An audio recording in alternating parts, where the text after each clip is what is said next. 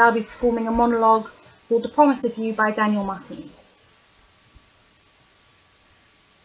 How long have we known each other now, Bobby? 20? 25 years? I mean, hell, we were in Miss Moosebrugger's first grade class together. I mean, we saw each other nearly every day going up through high school. And if you didn't see me, for some reason, you'd call me and we'd talk on the phone for hours.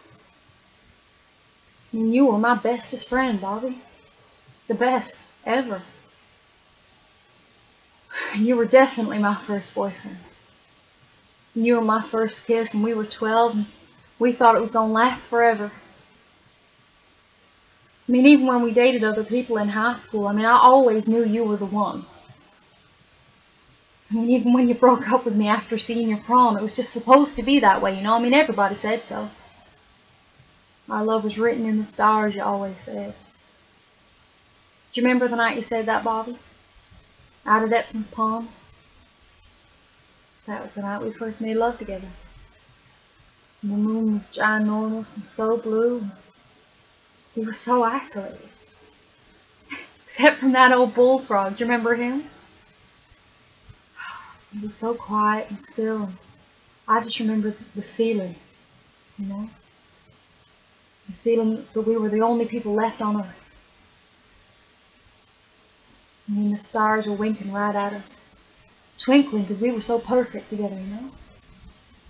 And then you said it. You said our love was written in the stars. That's the most beautiful thing anybody had ever said to me. Still is. And then we graduated and it all changed. And you went away to college and I went to school closer to home. And all of a sudden I didn't see you no more. I mean, I called and I tried to visit you, Bobby, but you were always so busy with school and other things, I guess. I tried to understand, Bobby, really I did, but it's hard.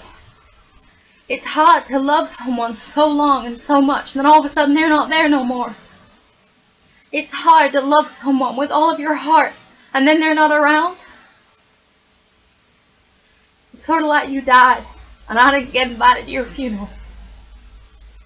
And then one day, 5 years later, you call me, you tell me you're getting married. Married! And you wanted to invite me to the wedding because I was your best friend. And you wanted me to share in your happiness.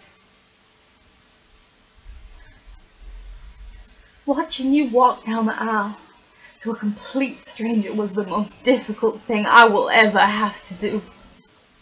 It was like getting slammed in the gut with a sledgehammer. I could hardly breathe.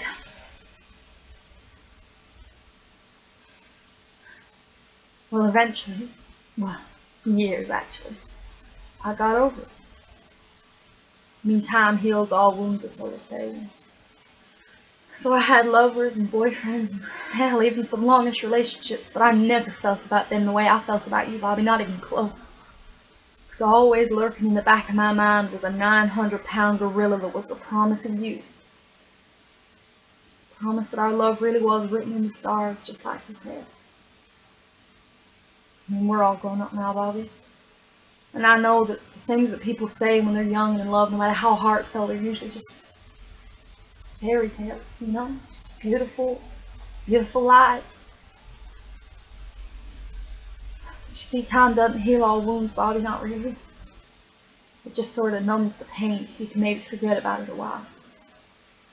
And then here you are, after all these years, back again in my life, in the flesh, telling me that you still love me. That you have always loved me and that we can finally be together just like the stars say, just like that. You see, the heart's a curious thing, Bobby. It's not just a bunch of tubes and pumps pumping blood around our body. It's so much more than that. It's a repository for a lifetime of feelings. You know, it's a memory bank for every emotional trauma or triumph buried deep down inside of you. It's out of sight and out of mind maybe, but that don't mean that you get to forget about it.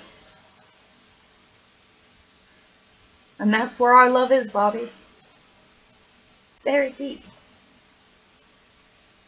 The only thing that it remembers now is the promise of you. Thank you very much.